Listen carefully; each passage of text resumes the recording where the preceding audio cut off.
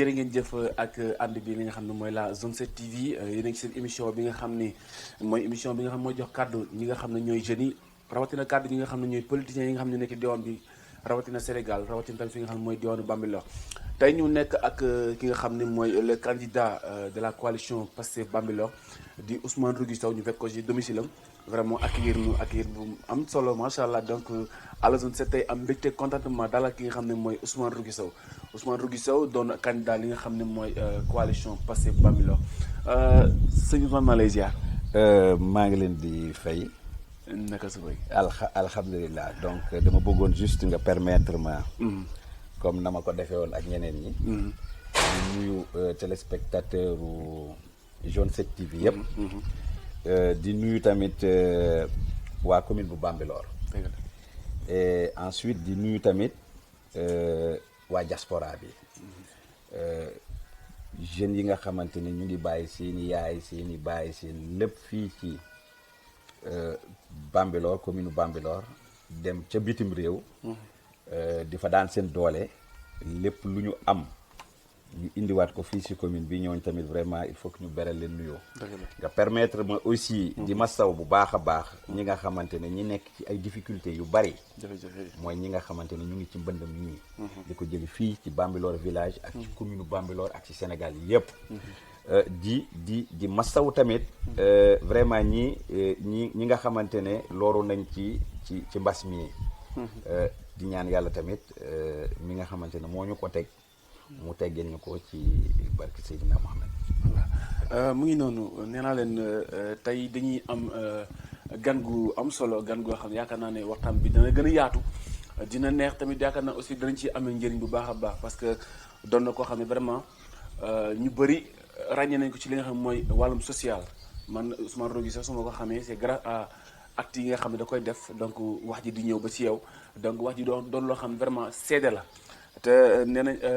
ku ñëpp tëfli nga tooy donc Ousmane Rougui Sow yaakaar naa ko ñëpp dañ ko tëfli kon dina tooy fa force. voilà donc ñu commencé rek li nga xam mooy émission à la Zone 7 doore ko ci li nga xam mooy cérémonie d'investiture bi nga xam ne Pastef def na ko yàggul dara nommé la nga war a doon candidat li nga xam mooy candidat à la mairie de Bambilor coalition Pastef nan nga gisee li ni mel avant tout. waaw cérémonie bi. logiquement man dama waroon ñëw def point de presse bi parce que parfaitement man la ñu désigné pour ma nekk candidat Pastef ci élection municipale 2022 yi waaye nag yàlla mooy teg nattu.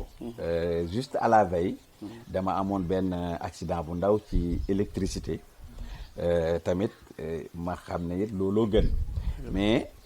moo tax teew ma ci cérémonie d'investiture boobu. mais nag maanaam sama ñàkk a teew presque amu ci feeñul xam nga lu tax. parce que waa Pastef taxaw nañu ña war a wax nañu et ensuite li nga xamante ne lu spécial la mooy ñi nga xamante ne bokkoon nañu ci ñi ñu désigné woon ñoom ñoo dem def point de presse bi et muy loolu lu xamante ne c'est spécial muy suñu ni ma koy waxee toujours suñuy couleur suñuy may ñun waa Pastef amuñu problème mu kii mooy jiit kii la mooy jiitu ñun dañu jàpp ne ab projet la ñuy défendre ab projet la ñu gëm kooku képp kuy membre Pastef rek maanaam da ngay jàppe sa bopp comme yaay candidat bi da ngay jàppe sa bopp comme ëllëg bi bu ñu nekkoon maire tamit yaay jàppe sa bopp comme yaay maire bi moo tax vraiment sama ñàkk a teew feeñul. et ensuite maa ngi ciy remercier tout le monde presse ba ñëwoon journalistes yi ak waa Pastef ak waa commune Bambilor yëpp vraiment. tey boo doon def li nga xam mooy présentation ki nga xam ne mooy statut Ousmane Rougui Sow. kan mooy Ousmane Rougui Sow. waaw Ousmane Rougui Sow doomu Bambilor la bu juddoo fii ci Ndiassane ci kër gii la ñu ma ngéntee fii ngeen ma fekk yàlla dogal fii laa jàngee école fii laa juddoo fii laa defee sama jeunesse fii laa def lépp musuma fi bouger tamit seul léeg-léeg ma génn dem ay mission ci dans la sous-région comme léeg-léeg ma dem en Europe wala en Asie donc loolu day am mais à part ça fii laa mës a nekk tey dëgg la damay liggéey ci énergie dama nekk responsable technique benn service pas public privé bu nekk ci au Sénégal donc foofu laa nekk comme responsable technique quant à ce que fii ci Bambilor moom man dama jàpp ne waa Bambilor yëpp samay dëkkandoo lañu samay papa lañu ñi samay yaay lañu voilà donc loolu en bref mooy Ousmane Rougui ma parce que Ousmane Rougui amul solo trop. kon daal su ma déggee say kàddu maanaam à part li nga xam mooy politique Ousmane Rougui sax dafa am liggéeyu boppam. non man politique c'est-à-dire que man maanaam dañ may taxer politique juste je fais la politique dëgg la parce que tubaab yi nee nañu qui ne fait pas la politique subit la politique ça c'est vrai mais man Ousmane kenn xamewuma ci politique bi nga xamante ne moom la ñi sénégalais yu gën a bari di jàppee politique parce que politique lu noble la dëgg la lu noble la diine nangu na ko vraiment ndax kuy taxaw di xeex pour que ñeneen ñi am loolu lu ko gën a noble amul waaye nag politiciens yi ñoom ñoo yàq politique parce que politiciens yi ñoo transformé loolu def ko noo xamante ne maanaam mu nekkaat sàcc nekkaat wuruj nekkaat wax lu amul ak ay trahison ba nga xamante ne tey sénégalais boo waxee sax wax ju bari ñu ne non kii waxi politicien la maanaam waxi kii li muy wax dara amu ci parfaitement donc loolu la mais man politiciens yi ñëw nañ fii multi fois bu far amee damay far ma ne leen diw laa faral mën naa ci def la ma man mais quant à ce que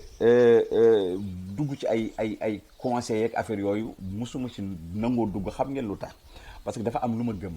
la ma gëm dama gëmoon ne rek ñooñu bu ñu ñëwoon ci mairie bi tamit maanaam même pipe la même tabac dañuy continuer di def la nga xamante ne la ñeneen ña doon def donc man loolu yàgg ma naqari yàlla dogal ma dem ba gis projet Pastef ma gis li ñu bind gis ki nga xamante ne moo koy incarné muy Ousmane Sonko ma gis ni mu ko gëmee ma xam ne lii vraiment mooy la solution pour waxuma Sénégal waxuma commune bi waxuma Sénégal mais solution pour Afrique la donc lii képp kuy africain war nga jóg jàpp ci c'est pour cela que man jëloon d'abord nekk un membre simple bëggoon nekk membre simple ci loolu laa duggoon yàlla dogal ñoom ñu am benn cellule bu ñu doon monter ñu invité ma parce que dama jënd carte membre parce que ci parti politique man mosuma si jënd carte membre Pastef laa njëkk a jënd carte membre parce que dama gëm ne lii mooy tax ñu avancé ba ma jëndee carte membre nag ñoom waa Pastef ñu ñëw seet si ma fii ci kër gii ñu ne ma Ousmane dañu bëgg nga bokk ci candidat yi dañoo bëgg ëllëg ci biir ci candidat yi ñuy désigner dañoo bëgg nga bokk ci et j'avais dit non à l'époque dama bañoon parce que dama gisoon ne mën naa gérer mën naa indi sama touche ci liggéey bi sans que may nekk un candidat ñu ñëw une deuxième fois une troisième fois je me suis dit pourquoi pas parce que tey li ñu naan li wolof naan boo gisee ñu yàq te nga mën a defaroo yaak ñoom a yem wala sax yaa leen raw donc loolu moo tax ba ñu ma désigner après ma ne d'accord voilà donc loolu moo ma dugal ci lii parce que dañoo gis benn vidéo bu ñu dugal ci benn page Bambilor sama xalaat na ñu def benn vidéo boo xam ne dañ lay gis ngay yëngatu ci li nga xam mooy métier mi ñu ne si ay écriture ñu ne maire day am métier donc ça montre que yow moom à part li nga xam ne mooy fonction pour jéem a jël li nga xam mooy maire Bambilor donc sa métier yaa ngi koy garder normalement non mais waxuma maire rek moo war a am métier maanaam ñëpp war a am métier gis nga maire du profession maire mission la effectivement c'est-à-dire que ñun africains yi dañuy jaxase ñaar yow boo nekkee maire foog ne yow am nga liggéey loolu mooy tax nga yàq lépp mooy tax lépp luñ la jox nga yàq ko moo tax lépp luñ la jox nga foog ne yaa ko moom pour man maire mission la boo xamante ne dañ la koy jox fii lay commencer fii la war a jeex dëgg la mais d'abord li tax ma ne métier am si liggéey sa liggéeyu bopp mais pour nga mën a am sa alalu bopp mais man sama famille maanaam la ma doon def lu baax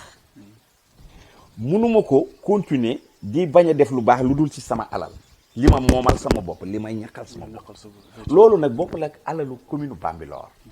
parce que man dama gëm ne li ma moom sama alal sama mbokk yi sama waa kër li ñuy dundee mais loolu maa ko war a liggéey loolu sama salaire lay jógee loolu man bu ma neexee def ci lu ma neex ëllëg si biir kenn du ma laaj quoi que ce soit loolu mooy tax ëllëg si biir bu ma jëlee 1000 francs def ko ci jumaa yàlla bind ma ci tuyaaba mais tey lan ngay gis da ngay gis maire bi nga bu génnee ñu naan waaw jërëjëf kontaan nañu yaa def lii suñu alal bu ñu moom boo xamante moom mais loolu amul sens parce que moo ko booy maye da ngay maye loo moom bu dee maire ba si salaire am lay jël di maye yàlla na ko yàlla bindal tuyaaba mais bu dee nag suñu alal la jël di ko maye kooku bésu yow mal xiyaamati dañ toog waxtaan ci ak moom nekk lu tax nga maye li ñu moom parce que man dama gëm ne da ngay liggéey yor sa liggéeyu bopp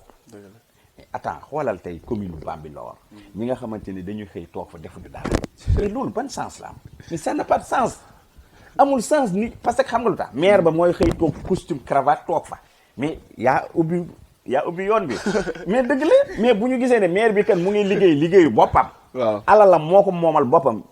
mais attends ñoom ñëpp dañuy obligé def loolu parce que man dama yaakaar ne yow boo nekkee imam jiitu boo sëggee boo rukkoo kat ñëpp war a rukkoo parce que yow yaa rukkoo comprendre nga donc man foofu laay waxee ne maire ak ku dul maire ak képp ku mënta doon da nga war a fexe am sa métier am sa alalu bopp loo moom gis nga li moom ñëpp moom daal man dama gëm ne ñëpp ko moom ñëpp ko maanaam Pastef ñoom dañu gëm ne li ñëpp bokk voilà vraiment c'est le moment que ñëpp bokk ko voilà donc on se le rappelle nous sommes avec Ousmane Rougui Sow candidat à la mairie de Bambilor coalition Pastef donc aussi tamit ñu bëggoon xam rek nomination bi comment ça a été ndax aussi amutoon ay jafe-jafe parce que vous étiez nombreux donc kenn ci ku ci mel ni Boubacar Diop donc moom tamit ñu gis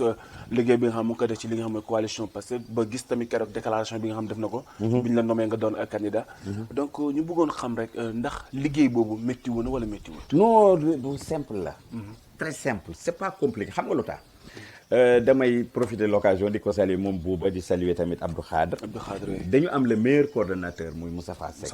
c'est le meilleur coordonnateur ci Sénégal yëpp loolu dama non c'est vrai commune bu Bambilor ci Pastef on a le meilleur coordonnateur boo xoolee ñun ñi nga xamante ne ñëpp ay candidats lañu woon du ñun ñoo tànn suñu bopp ñun ñëpp presque dañu désigner maanaam Bouba musul yëkkati loxom ne candidat la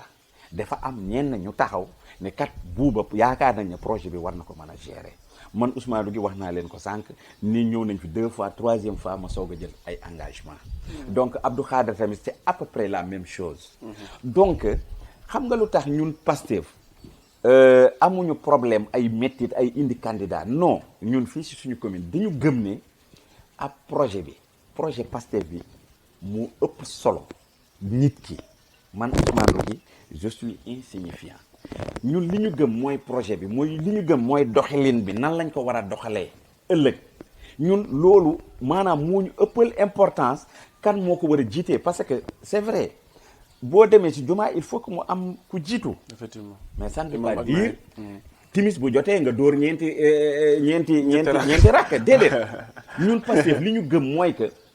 déggoo li ma la ñun dañu gëm ne ñun ñëpp ay candidats lañ ñun ñëpp ay maire lañu parce que dañu gëm ne képp ku bokk ci commune bi bokk Pastef ñun dañu gëm ne maanaam projet bi c'est pour ñun ñëpp projet bi ñun ñëpp ko war a xaar suñu tànk tubéy léegi nag bu amee ay intérêt personnel maanaam nga ñëw taxaw ne man maa ko war a jiite gi nangam pour ñun bokkoo kan Pastef tey gis nga Bouba li mu def gis nga Abdou Khadre la mu def Bouba la mu def mooy wane na ko maanaam tey bokkoon na si ñuy désigné finalement fii la toog Ousmane jiitul ñu topp sa ginnaaw ooy la problème man mii jiitu du lu ma moom du ëllëg si biir may takk sama cravate ut ay décision non man nee naa la bu yàlla dogalee ñu gagné woon élection yi dimanche altine damay xëy liggéey y a aucun problème parce que loolu sama job la mais lii mission la boo xamante ne dama koy gérer ko waa Pastef yëpp gérer ko ak waa commune bi yëpp ñun gëmuñu tey ëllëg si biir dañuy toog ñun waa Pastef ne ñun waa Pastef rek ñoo fi toog comme ñii ni ñu koy defee déedéet ñun li ñu gëm mooy ku bokk ci commune Bambilor commune bi man muy maire bi muy vigile ba nekk ci buntu ba muy yéen ci yem kenn xalaat bi du man Ousmane Rougui maay toog di ko xalaat déedéet ñun ñëpp a ciy toog xalaat maanaam dinañu créer les conditions maanaam ñi nga xamante ñooy toog ci xalaat ci tous les problèmes bu ko defee yow maire bi du def lu dul li ñi ñëpp d'accord ci loolu ngay obligé d'accord voilà donc moo tax ñun amuñu ay problème mu metti woon nag non c'est très facile trop facile même. donc kon li Boubacar wax ci li nga xam mooy point de presse bi donc yaa ngi koy dëggal que ni yéen coalition Pastef dañ leen a yar. mais bien sûr c'est-à-dire que xam nga yar bi mooy lan. nit ki da ngay xam d'abord li nga bëgg. li nga bëgg. xam nga lan la ñu bëgg dañu sonn ci depuis 1960 ba léegi di tourner ci benn rond point. Senghor ñëw fii def fi loolu Abdou Diouf Abdoulaye Wade Macky Sall bii toujours même problème mais jusqu'à quand donc tey ñu gis projet Pastef gis maanaam li ñu bëgg maanaam d'abord xam nga africain d'abord mooy tey damay ñëw taxaw ne fal leen ma ba ñu fal ma mais ma changer costume changer mbubu def lu la neex changer commencer def lu ma neex mais jusqu'à quand mais du ñu avancer mais il faut que nag li may wax toujours phrase bi nga xamante ne Léopold Sédar Senghor moo bindoon ak lettre majuscule commencé ko mu gudd lool kii ñëw continuer def virgule continuer Abdou Diouf Abdoulaye Wade ñëw def virgule continuer Macky Sall ñëw def point virgule parce que dañu foogoon ne point lay def mu def point virgule continuer ñun dañu bëgg a teg ci point phrase boobu yem fa ñu commencé beneen phrase mais bu dul loolu maanaam du jeex il faut que li ñu bokk d'abord lu simple li ñu bokk ci commune bii mais li ñu bokk il faut que ñu xam li ñu bokk lan la effectivement d'abord ñu xam ñaata la lan ak lan la tey malheureusement boo laajoon 99 demal la ko jëlee déen rek ba jak kañ ak fële ba dem Sinthiou pël ya fële sama mbokk pël yooyu dem ngeen duuf wëral foofu yëpp wayam mbaam déen Bambilor laaj leen li ñu bokk gestion commune bi li ñu bokk lan la xamuñu ñoom daal li ñu gis mooy que boo leen laajoon koy maire bi ñu ne lañ jañ jóg jeex na terminé. léegi yéen la ñuy def leneen nag kenn xamul ci dara. léegi yéen actuellement ngeen war a doon nga war a doon yow candidat sa laa wax nga war a doon candidat représentant li nga xam ne mooy coalition Pastef ban programme yéen ngeen ñuy proposer actuellement. parce que foog ngeen parce que tamit. d'abord xaar ma wax la li ñuy taxé ñun li ñuy taxé ñoom. waaw parce que xam nañ ne ñun waa Pastef dañu bokk ci dañuy bëgg candidat bi ñuy jël. mu nekk d'abord am métier baax na muy liggéey parce que pour bañ a ëllëg ci biir de sàcc alalu jàmbur yi. ba d'abord ñun dañu bëgg dañu gëm ne maanaam ngay ñaqal sa bopp dafa baax d'abord pour nga nekk un candidat dañu gëm ne d'abord nekk candidat ku war a am social nga dëgg la yërëm nit ñi effectivement loolu dafa bokk ci point yi tey dañu gëm ne ñun nekk candidat war nga am loxo yu set wicc melewoo ci yenn affaire luubal yi nga xam ne bokk ci commune bi c'est important tey ñii xam nga lan la ñuy taxé ñoom amuñu expérience politique ñoom loolu la ñuy taxé parce que nee na ñun mosuñu nekk conseiller mosuñu nekk amuñu benn expérience politique ñoom loolu la ñuy taxé parce que bu ñu sàccoon fii rek ñu ne ñu ay sàcc ngeen tey bu ma nekkoon Ousmane Rougui ñu ne laal na terrain jàmbur ñu ne Ousmane Rougui laal na fi terrain jàmbur loolu la ñuy wax mais amuñu leneen fu ñu téye xam nga fan la ñuy jéem a jafandu ci amuñu expérience politique léegi nag man damay wax ne lan mooy expérience politique parce que ñoom li ñuy def bu dee expérience politique ñoom loolu la ñu bugguñu yàlla bu ñu am expérience politique parce que ñoom seen expérience politique c'est simple sàcc alalu li ñëpp bokk ñu bugguñu boobu trahir commune bi bu dee loolu mooy ñoom seen expérience politique ñu bugguñu boobu xam la laay wax trahir dem leen jàpp comme ay traître acteur politique fii li si gën a bari dama koy wax xam nga lu tax mënuma comprendre Omar Gueye di ministre de la République dañ koy tudd turam ministre de la République la porte-parole du gouvernement dëkk ci communauté li ñu naan ancienne communauté rurale bu Sangalkam ñun ñëpp mu uufoon ñu tey mu nekk fi lépp la première personne bi toog ak Macky Sall chaque semaine moom Omar Gueye ñëw dagg wàññi suñu doole suñu commune dagg na budget bi li si gën a important su yóbbu boo ko laajee mu ne la waaw nañu ko daggee woon ni ko Ablaye Wade defee woon baaxul loolu lay wax peut-être il a raison man ba ko Ablaye Wade dagg j'étais pas d'accord parce que mënu moon comprendre dugg fii Bambilor ba mel ni Sénégal ak Gambie Casamance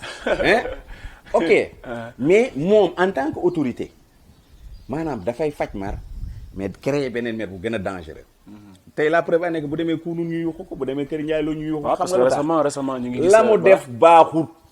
dafa ñëw dagg suñu commune ñun. au lieu que mu créer beneen commune Kounoune Kër Ndiaye Lo. Kër Daouda Sarr te nga xamante ne Kounoune rek presque moo ëpp Sangalkam ak Noflaay ak Ndiakhate. du moromam mu jël loolu yëpp dugalaat ko ci boppam. mu ne ñu yéen waa Bambilor fii baaxul ci yéen donc man dama koy jëlaat maa koy jël dugal sama bopp wa xëccaale arrondissement. après dooleem moom. ok ba pare ci complicité ay ñu dëkk Bambilor ci commune bi Bambilor mu bëgg leen jël. ñu koy défendre fii. moom daal mu jàppee ñu benn ay comme ay marionnette yoo xamante ne mooy bu xuloo kii tey suba mu jubóokee mu fal kii favoriser kële mais attends tey moom mu bëgg a def loolu bëgg a utiliser ñi dëkk ci commune bi dëkk fii ci commune bu Bambilor pour que ñu koy jàppale pour mu mën a réussir loolu suñu maire Ndiagne Diop ñëw d'accord ci loolu mais pour man mais ñi jàpp ci projet boobu ñooñu ay traître lañu pour cette commune de Bambilor bu doon Bambilor am na tribunal haute trahison la ñu def. donc si je comprends bi yéen donte sax àdduwu leen ci mbir moomu leen mooy redécoupage bi mais d'accord leen ci. non mais attends kan moo si war a àddu mais suñu premier défenseur ñun suñu premier magistrat. mu ngi fii. le maire tudd maire Ndiagne Diop. moom Macky Sall mosu ko fal kan moo ko fal. commune bu Bambilor ñoo ko fal maire non effectivement mu ñëw nekk honorable député. ku ko fal Ndiagne Macky Sall non. déedéet askan waaw askan bi waa dëkk si zone bii ñoo ko fal. moom muy accepté. mu def conférence de presse ne nangu na. li dogalu président bi wax. parce que xam nga Sénégal ñun waa Pastef dañuy wax toujours dañu am problème si ñaari corps yi moom corps yi ñu am ay problème bari na trop mais si ñaari ñii la gën a bari mooy député yi ak conseil yi. parce que conseil yi. gaa yi leen di fal bu ñu demee après toog wuy monsieur le maire rek lañ fay nekkee. donc oui monsieur le maire. ci lan ngay critiquer ki nga xam mooy monsieur le maire Ngagne Diop. mais monsieur le maire Ngagne Diop yow nan ngay toog ñu dugg sa kër papa. dindi saal ba daj ji kii bi yëpp ba pare nga ne ñoo ñi ko def d'accord naa ci. mais Ngagne Diop nan la mën a accepter. taxaw ñu jël commune bu Bambilor ñu dagg 70% yi. maanaam ci ressource am 70% yi si budget am wala 60% yi ñu Omar Gueye dindi ko xaw ma dañuy xuloo xaw ma dañuy xeex ñoom ñaar bu ñu xeex mënuñu dem dose nationale bu ñu xeex mais parce que Ngagne Diop dégg nañ ci ay kàddu mu ne carrément que ni bu nekkee ki nga xam ne Omar Gueye day def vengeance wala day def ay règlement de compte loolu bëgg a régler ak moom. non déggu li mu la nee naa la bu ñu naree xeex ñoom ñaar nañu dem dose nationale ñoom ñaar ñu xeex fa ba ñu doyal mais une chose man du ma accepter may premier magistrat commune bu Bambilor ñu koy dagg après ma croiser les samay bras ba pare di féliciter ñi ko def parce que bu féliciter Macky Sall ça veut dire que accepté na. dafa waroon taxaw ne négatif. mais est-ce que bu waxee tamit négatif fekk na ndogal gi jógee na fële ci kaw moom est-ce que mën na fi ci dara. waaw mais ndogalu politique a koy dindi. politique fu mu la dugal. politique la fay génne. léegi pour yow lan la waroon def. mais li mu waroon def taxaw bañ ñëpp d'accord na bañ na lu ñu def manifester taal fi ay pneu benn soirée après sedd guy. loolu la def dafa waroon taxaw. xeex. dafa waroon taxaw bañ ba lank ci suuf ba tëdd ci suuf Macky Sall munu ko wàccee munu ko comprendre parce que ñun ñoo ko fal mais bu boobaa dinañ xam ne suñu maire bi kat mu ñuy def. délégation spéciale mu tax. na dem délégation spéciale na Bambilor na ko jaral loolu na ko commune bi jaral ñu dàq ko na ko commune bi jaral xoolal ñu jàpp ko tëj ko war na ko jaral parce que ñun ñoo ko fal. mais avec gestion bi muy doxal nii actuellement est-ce que dina ko jaral tamit muy nangu délégation spéciale. waaw déggoo li ma la wax kon moom lan mooy problème mu gestion la wala problème commune bi intérêt commune bi moo koy gérer wala problème mu gestion moom ba mu def spécial boppam boobu ñun li ñu intéressé mooy commune bi man mënuma accepter. ñu nangu ko nga taxaw di tàcc ñooñu man mënuma ko accepter maanaam Omar Gueye day vengé wu Omar Gueye day xeex ak moom ak Omar Gueye lépp lu mu mënta def Omar Gueye c'est un ministre de la République. Effectivement Omar Gueye lépp lu muy xeex mu ngi koy xeex pour intérêt personnel am intérêt Bambil intérêt Sangalkam la koy yóbbu comprendre nga donc lépp lu mu ci mënta def man mii maire Bambilor dinaa taxaw ne négatif na police ñëw gendarme ñëw ñu manote ma yóbbu mais dinaa xam ne je l'ai fait pour Bambilor parce que kenn warul wax yow yaa war a njëkk a wax parce que yaay le magistrat moo suñu défenseur comprendre nga donc moo war a taxaw wax mais bu gars yi bàyyi booy tuuti booy yi ko waroon taal pneu un instant gendarmerie ñëw ñu arrêté après moom mu def conférence de presse ne d'accord na dogalu président de la république non man je vais dire le président de la république je ne suis pas d'accord benn di wax ak conseil yi nga xamante ne ñoo fi nekk àndoon ak maire bi man bu ma nekkoon un conseiller maire bi ma ko conseil far ci maire bi bokk ak moom ci benn parti ma dëkk commune Bambilor maire bi ak accepté man dinaa def pétition bu bañee ma dinaa démissionné ne leen négatif bàyyi na parce que mënu ma comprendre ñu toog ci commune Bambilor ñu piétiner ko toog ci commune Bambilor ñu wàññi seen doole pourquoi parce que Omar Gueye gëmloo ñi nekk fii seeni représentants yi nekk fii xam lan leen gëmloo mënoo leen gagné Ndiagne Diop fële mënoo leen ko gagné Kër Ndiaye Lo mënoo leen ko gagné Kounoune mënoo leen ko gagné Kër Daouda Sarr yéen fi ngeen mën a gagné Ndiagne Diop mooy Bambilor ay gorom 1 gorom 2 dama koy dagg bu ma ko daggee comme ça yéen di ngeen mën a gagné Ndiagne Diop ñooñu di applaudir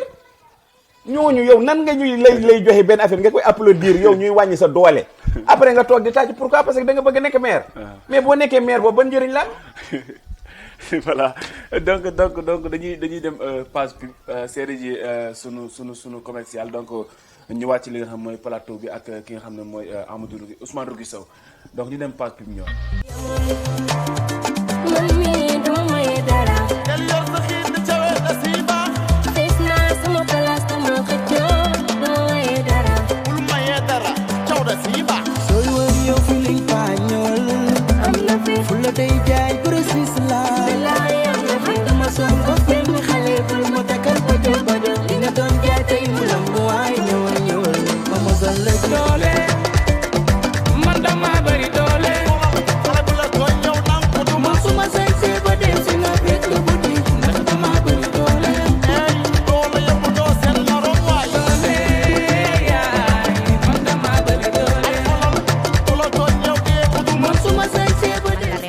sur le plateau de à la zone 7 ginnaaw bi ñu demee xool ki nga xam ne mooy sunu sponsor leader di Rema Fashion borom yére yu rafet yi borom li nga xam ne mooy partie cosmétique vraiment donc mu sancal ñi nga xam ne suñu caméraman yi donc ak ñun journalistes yi donc xam naa ne dina sancal sama waay yi. waaw dina la sancal incha allah donc juste rek ñu ñëw ci li nga xam mooy deuxième partie li nga à la zone 7 bu ñu ñëwee ci waxtaan ci li nga xam mooy programme bi nga xam ne teg ngeen ko. ndax aussi programme boobu noonu sóoraale ngeen jeunesse bi sóoraale ngeen aussi gestion inondation sóoraale ngeen aussi li nga xam mooy gestion foncière bi nga actuellement mooy majeur problème fi nga xam ne diwaanu Bambilor. waaw xam nga Sénégal ah. ñun dañu jàpp ne amuñu problème mu programme. fii koo fi wax indil programme dina la indil programme boo xamante ne. dina neexaay dina rafetaay boo xamante ne. dina am taar. non day taaru ba nga xam ne da nga naan non mais bu ñu ñëwee du ñu def loolu xam nga ñun problème mu lan la ñu am. nit problème mu personne la ñu am problème mu personnalité maanaam ñun dañu jàppe ne nit ki d'abord il faut que ñu defaraat ko maanaam il faut que maanaam mu conscient ci li mu war a def. xam nga ñàkk conscience maanaam munul weesu d'abord li nit ñëpp moom yow nga ñeme ko jël yow ak 4 personnes 5 personnes nga dugal ko sa poche dem sa yoon mais loolu du problème loolu maanaam du problème mu programme tey ñun Pastef xam nga lan la ñu jàpp comme programme tey dañu am benn équipe nii boo xamante ne bu ñuy dem ci campagne bi ñu ngi ciy liggéey maanaam dañu am ay benn kuréel li ñu leen tuddee kuréel scientifique tey Pastef li mu am mooy ay cellules parce que nag boo nekkee médecin boo gisee ñuy sonn di def ay analyses yooyu yëpp da ngay indi feebar xamuñu lan moo la feebar comprendre nga mais d'abord nit ki boo koy defal nit benn mbir day fekk mu bëgg ko nit ki boo koy maanaam boo bëggee xam lan la feebar da nga koy woo laaj ko lan moo koy métti parce que man bu ma nekkoon professeur bu ma mënta doon yow nga ñëw da nga feebar ma ñëw xool la rek bindal la ordonnance déedéet lan moo leen ay sa bëti ñooy métti wala sa noppi ñooy métti non ñun dañu jàpp ne ci cellules yi yëpp ci commune bi yëpp fu ne am nañ fa ay cellules ñi nga xamante ne récemment amaguñu ay cellules ñu ngi ko nar a monter ci peut-être dans 2 semaines wala dans 3 semaines maximum dañuy dem récolter maanaam ñoom ñëpp ñu wax lan mooy seen problème d'abord bokkul ak li nga xamante ne man maa ngi toog fii xam naa li nga xamante ne ay problème mu Bambilor mais tey problème mu Bambilor li ma koy miin tey bu ma doon wax Bambilor village kese li may miin problème mu Bambilor yëpp d'une manière générale problème mu Ndiassane laa gën a miin parce que fii laa dëkk comprendre donc tey ñun dañu yore benn club boo xamante ne scientifique boo xamante ne ay kilifa yu bëri ñoo ci ne ay borom xam-xam yu bëri ñoo ci ne maanaam problème yooyu yëpp dañ koy récolter li ñu naan genre assise la ñoo xamante ne foofu lañ koy dugal ñoo ngi liggéey actuellement ci programme bi bu ko defee programme boobu la ñuy génnee moom la ñuy mettre en place mais tey man dama jàpp man Ousmane Rougui en tant que un candidat xam nga li gën a fort li ëpp importance ci gestion mairie bi suba man dama jàpp mooy transparence loolu moo ci ëpp solo programme boo fi mënta indi te indiwoo transparence moo zéro ñoo yem bu amoon yenn problème yu bari du am maanaam maire bi day free xam nga lu tax ñun ñu ne bu ñu xëyee dañuy liggéey parce que dañu bëgg a def transparence maanaam tey nga dëkk mbëtt nga dëkk déeni nga dëkk fu la neex il suffit juste nga dugg ci téléphone bi mën a xam tey commune Bambilor li ñu fa def ci journée bi yëpp wala li ñu fa def ci semaine bi passé wala li ñu fa def ci weer bi yëpp war nga ko mën a xam loo ci bëgg a laaj nag leneen mën nga dugg feneen nga laaj ko wala nga gën a spécialisé wu. beneen programme bi dafay recensement. non dañu bëgg population bi quoi. li ñu bëgg mooy non actuellement nee naa dañu am ay cellules. yoo xamante ne cellule bu ne mu ngi nekk ci ab koñ bu ne ñoom ñoo gën a xam seen i problème loolu yëpp loolu la ñuy tuddee genre assise maanaam dañuy indi toutes ces informations dugal ko ci benn chambre maanaam chambre technicien ña fay toog di xalaat maanaam scientifique yi nekk foofu ñooñu nag ay kilifa yu bari lañu ci ñu ngi dëkk ci commune bi ñu ngi continuer encore di leen recenser ñooñu ñooy toog xalaat yooyu yëpp bu ko defee ñun du ñu def lenn lu dul appliquer ci li nga xamante ne pour que ñu mën a def gestion boo xamante ne gestion bu normale mais man dama ne man Ousmane Rougui en tant que maire li ma gën a gëm lépp loo fi mënta indi lu mu rafet lu mu baax bu amul transparence bu amul ay nit yu am fulla ak fayda bu amul ay nit yu normal ñu am ñoo xam dañuy toog di réfléchir du dem loolu la ñu gëm dañu gëm ne d'abord commune la commune ci tubaab mooy lu ñëpp bokk li ñëpp bokk nag il faut que ñu taxawaay ci taxawaayu boo xamante ne ñëpp ko bokk boo ciy wax da nga ciy wax loo xamante ne waxi lu ñëpp bokk dañ koy xam yow mi journaliste bi am nga ci wàll dañ ko war a xam kii da ko war a xam man dama war a xam d'abord li ñu bokk lan la ba pare voilà donc ñun ci loolu lañ def tey suñu élection bu ñu jegee ci campagne bi dinañu génn suñu programme boo xamante ne pour commune Bambilor te ñi siy liggéey ñu ngi ciy liggéey ay borom xam-xam yu mag ñu ngi ciy liggéey ñun ñëpp ñu ngi ciy indi suñu touche bu ñu paree le moment bu ñu dinañ ko dévoiler. ba tey ci boo ñëwee xool ci li nga xam ne mooy wàllum élection locale yi. donc bientôt janvier. donc ñu gis ñu am benn caution boo xam ne ko ne moom la ñuy déposer pour doon li nga xam mooy maire commune kese. ñu ne caution de 15 millions moom nga war a mën a déposer pour doon maire est-ce que yow loolu gëm yaakaar nga ne donc lu war la wala bon. dañ ko def pour nasaxal yenn candidat yi. waaw xam nga man bu may wax toujours damay mesurer li may wax. damay wax tamit damay wax li ma gëm. caution mënul ñàkk xam nga bu dul loolu doo mën a organiser élection. déedéet doo mën a organiser élection parce que 1 milliard de personnes dinañu ñëw taxaw dañu bëgg nekk ay maire. nan ngay organiser seeni bulletin nan ngay organiser day bari il faut que mu am caution mais dañu jàpp ne caution bi dafa bari. c'est énorme. parce que waxuma la dara mais Sénégal gii tey nga xamante ne lépp a métti suukar ñaata lay jaar lépp dund bi dafa métti lépp a métti. tey état bi day profité xam nga tey état bi boo wootee réunion damay def réunion ñu bañ.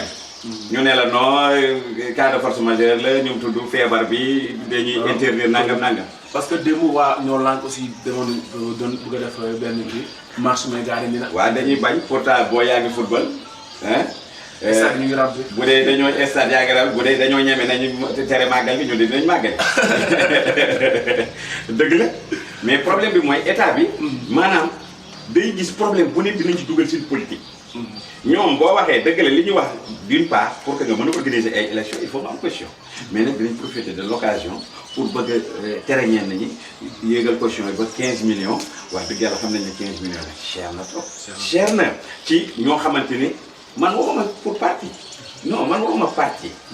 parti politique yi ñooñu sax romb naa leen mais ñi nga xamante ne dañu individuel ay borom xam-xam lañu bëgg am seen yéen bëgg defar seen i commune vraiment ci ay élections locales mënoon nañu fexe commune caution boobu ñu wàññi ko bu ko defee ñooñu tamit ñu may leen chance pour que ñu mën a ñëw bokk ci élections yi donc man gis naa ne caution war na am mais dama gis na tamit bii ñu teg nii cher trop. donc aussi yéen waa Pastef programme comme li ko sama conférence bi sànq di si signalé mooy programme ngeen li nga xam ne mooy jeunesse bi parce que depuis fort temps ñu ngi doon wax na ay dañuy programme dara pour jeunesse bi emploi des jeunes ba léegi nii diwaanu Bambey gisuñu ci dara. waaw ba tey. waaw buñ ci gisoon dara nag mooy nekk surprise bi mais lii ñu def nii man vraiment ça me surprend pas yow kaay ma wax la dafa am. li ñu naan compétence u maire ak li nga xamante ne état ko war a def mais dafa am loo xamante ne vision la bu maire war a créer ay conditions mais ñun ëllëg si biir waroon nañu créer fii xoolal ba ñuy nekkee fii ba léegi ba ñu fi toogee ba léegi temps yooyu terrain ñaata lay jar ak actuellement tey temps ñaata la terrain di jar. parce que mu gisoon na fi ay terrain 100 000 50 000. du gisoon nga ko fi. waaw. mais pourquoi pas. maire bi waroon xalaat ne Dakar marché Castor yàgg na fa. marché Thiaroye yàgg na fa. lu tax waruñu ko mën a indi Bambilor mais pour nga mën ko indi Bambilor xam nga da ngay def da ngay créer les conditions. yow yaay créer ngandam espace. nga dem cadastre ñu génne la plan bu mag bu département de Rufisque bi yëpp. nga introduire ci fii dañ fi programmer bàyyi nañ fi espace pour marché. mais imaginez état bi bu tegee bët gis ne fii kat Bambilor commune bu Bambilor bàyyi nañ ci benn marché bu 10 hectares. 10 hectares. ñu ëllëg si biir mais da leen di motiver pour que ëllëg si biir ñu mën a ñëw déployer fi marché bi gën a mag ci Sénégal mais xoolal loolu lan la mën a générer ci intérêt lan la mën a générer ëllëg si biir pour cette commune mais déedéet tey. am na stade bu ñuy defar fii ci Diamniadio kañ lañ ko commencé du daaw jéeg mais tey bu doon commune bu Bambilor bu yàgg prévoiroon nañu benn 10 hectares ñu ne kat bii dañ ci projet bi lii dañ ko prévoir pour ëllëg si biir benn stade mais pourquoi pas Macky Sall ne donc Bambilor préparé nañ stade am na kii 10 yëpp condition lu tax moo ñu fa def stade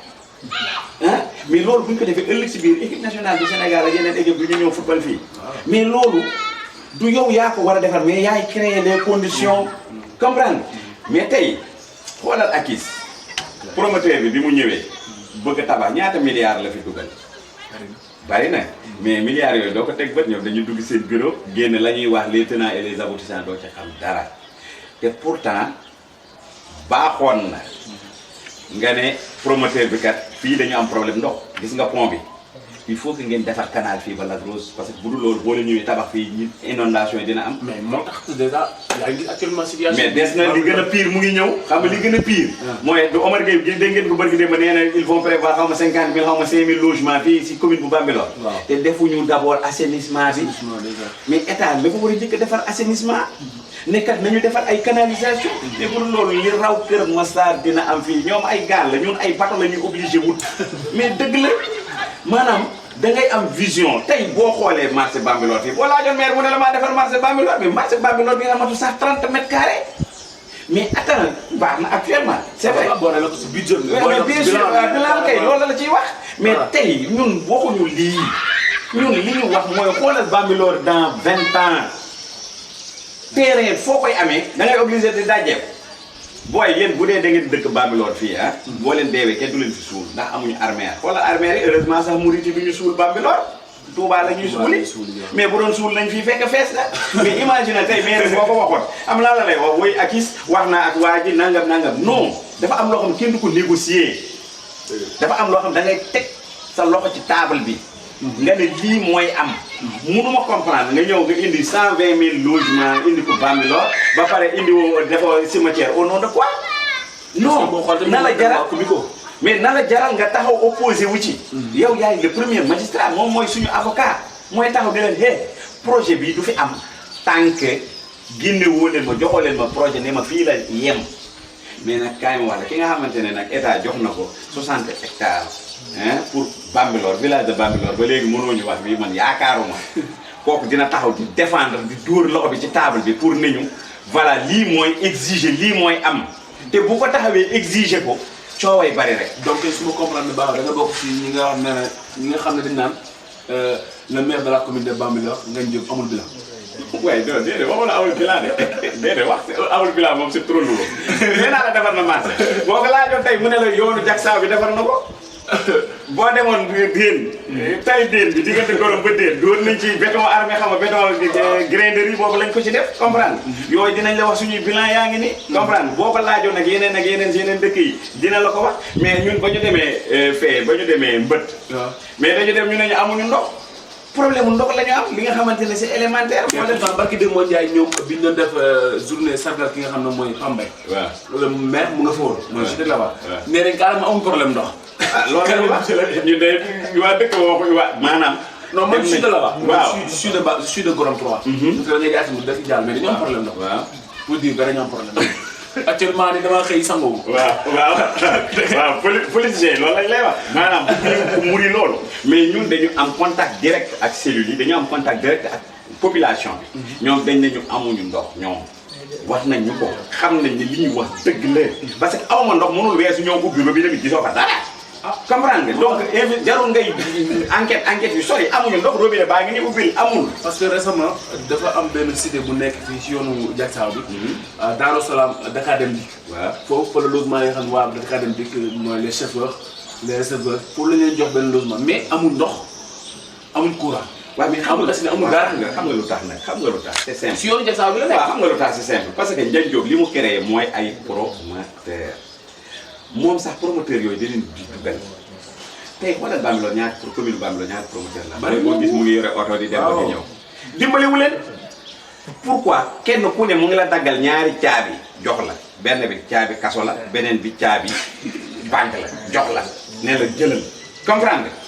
mais or que da leen waroon dimbali. ni mu leen waroon dimbalee dañoo waroon créer ay kii ñu tudd ay agence immobilière mais nit ki boo koy dimbali bu ko mooy jën jàngal ko ni ñuy jàngee nappee jën mais da leen waroon créer ay ñoom ñu créer seen bopp ute leen encourager leen que ñu am ay agence immobilière boobu du yem kese si ay affaire u terrain mais ay location ay affaire lu ne mën nañ ci am mais déedéet ñoom xam nga lan leen di wax li ñu yàkkamti mooy terrain am na morcellement am na ñu daw ñëw xool li ñuy lijjanti mooy ñoom lañ am seen pourcentage dem jaay mais kooku lu si yoonam ci ay affaire u cimetière kooku lu si yoonam ci affaire fu dispensaire war a am ëllëg kooku lan mooy yoonam ci fii dafa war a am marché non ñooñu seen yoon nekkul ñooñu xam seen yoon boo leen waxoon léegi terrain baa ngi nii balaa 30 minutes ñu ñëw dagg ko ne la terre ñoom seen yoon nekkul ci plan bi baax na fi mbedd mi baax seen yoon nekkul ci ñoom dañuy dagg jaay terrain ko dugal seen oto yor seen i oto di Tamba mbaloo mais ñoom dafa mel ni dañuy fàtte ne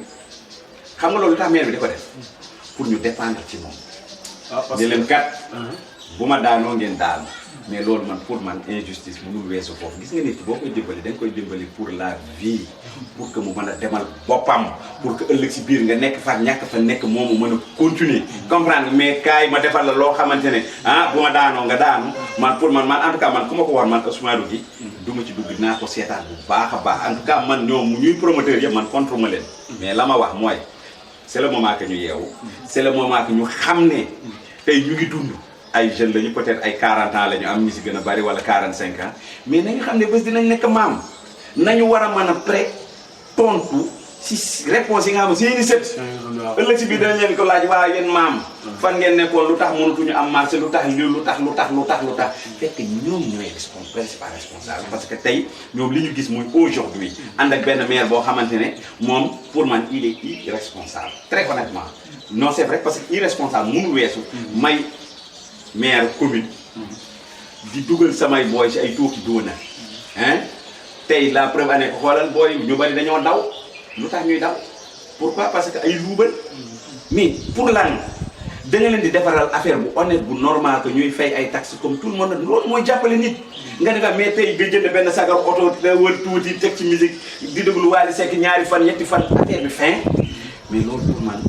même ñoom bu ñu amul vision moom mu war a mën a am vision pour parce que ba tey yaa ngi ci li nga xam mooy problème bradage foncier yi nga xam ne koy faral di gis à Bambilor donc récemment ñu gis bi amoon cité acquise donc mu juróon coow askan bi yëpp wàccoon sur le terrain donc mu doonoon loo xam vraiment loo xam ne askan bi dañu ko doon naqarlu. donc si ça tamit mën nañu wax tamit ci balaa ñu jeexale noonu émission parce que bientôt mu jeex donc ñu wax ci li nga xam mooy gestion inondation à Bambilor parce que si yenn ay kàddu nee nañ budget inondation voté wuñ ko. budget bi inondation bokk ci. donc yow yaakaar nga ne loolu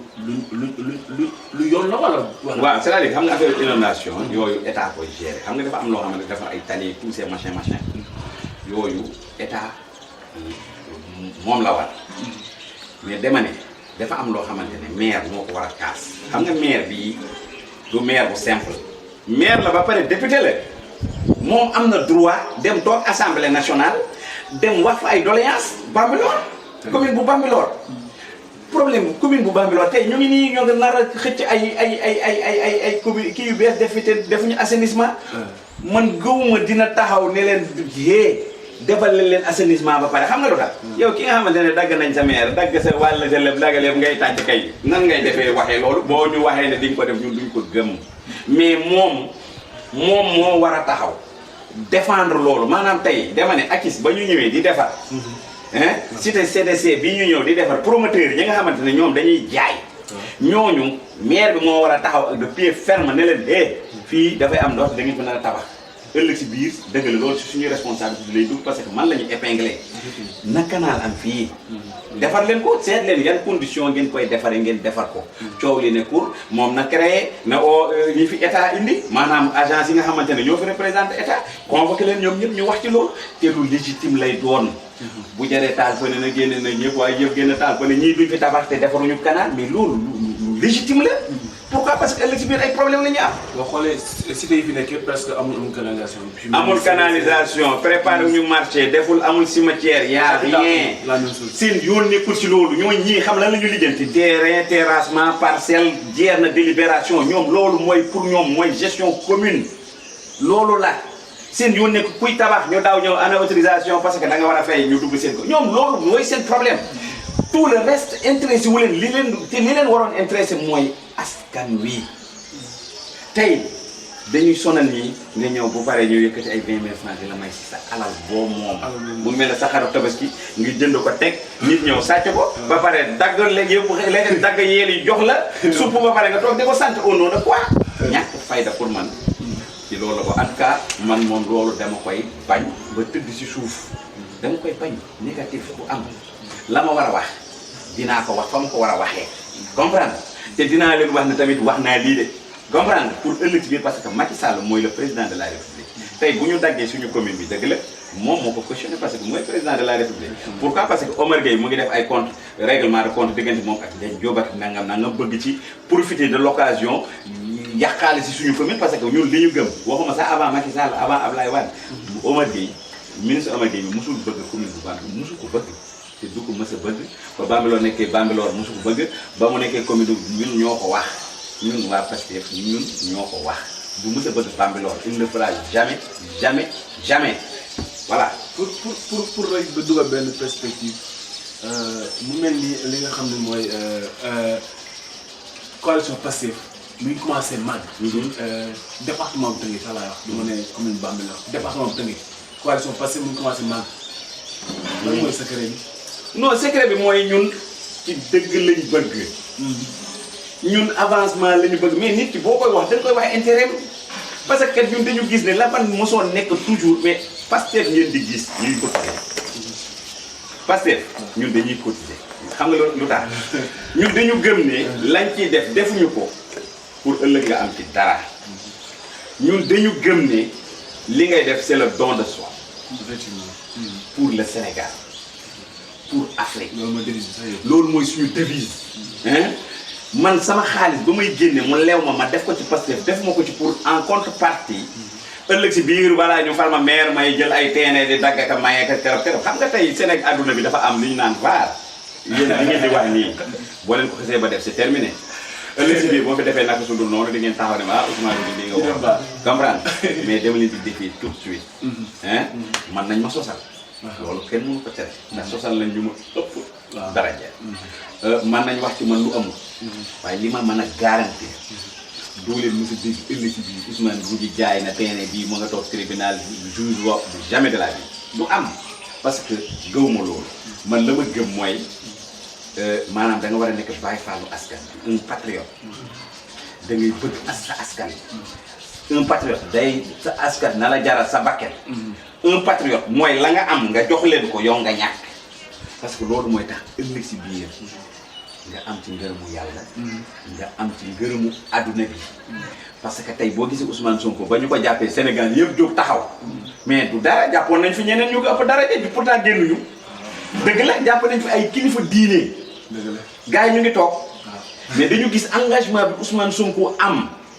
ci Sénégal li mu bëggal Sénégal moo tax bu ñu ko jàppee gars yi nee nañ mooy sànni tàccu bi moo tax ñëpp génne c'est vrai tey ñun boo gisee suñu coalition bi di màgg parce que xam nañ lu tax xam nañ ne Pastef vraiment li muy jàpp li mu gëm fi mu ko téye Tambambalu xamuñu fu ñuy wàcc ñun nag gis nañu port bi te incha allah dinañ fa wàcc vraiment donc c'était à la zone 7 vraiment amoon mbégte contentement vraiment dalal la ci li nga xam mooy émission à la zone 7 voilà juste ñu bàyyi la nga tàggatoo émission bi jeex na. waaw li may wax ci maanaam acteur politique yi laa koy wax. voilà allez-y. s'il vous plaît. il faut que ñu am yërmande askan bi c'est important. parce que toog gandal costume fii naan am nga expérience politique di waat rafetal di rouler ay air. ba ñu fal la jox la doole askan bi jox la alalu askan bi ngay lambaree yàqal lépp gàcce la parce que tamit histoire yi fi ëllëg si biir dinañ ko bind dinañ ko wax il faut que acteur politique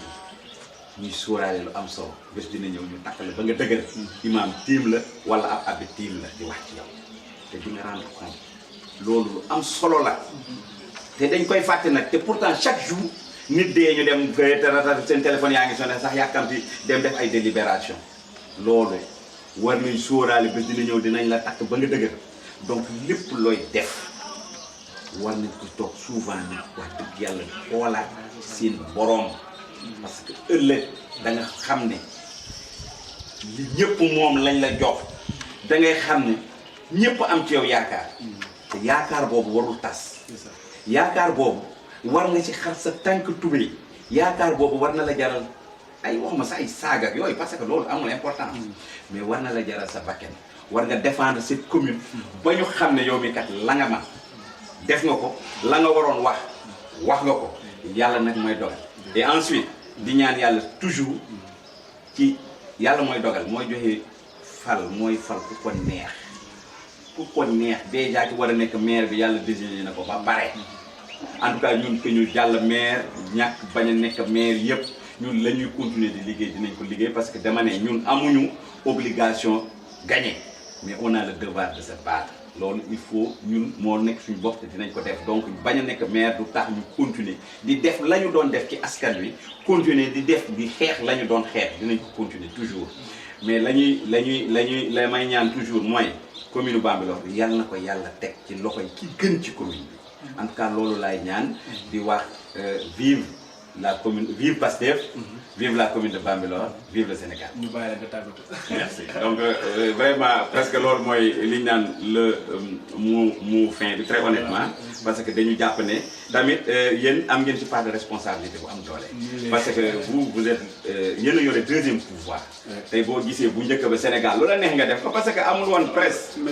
média amul woon mais léegi média YouTube baa ngi fi tey Macky Sall bu ko neexee maire tëj kii mais am na lu mënul tëj ah. comprendre donc am na yoo xam ne boo ko fi tëjee maanaam day compliqué donc tey média bi c'est bien que ngeen wax nit ñi parce que ñun sensibilisation bi ñu def.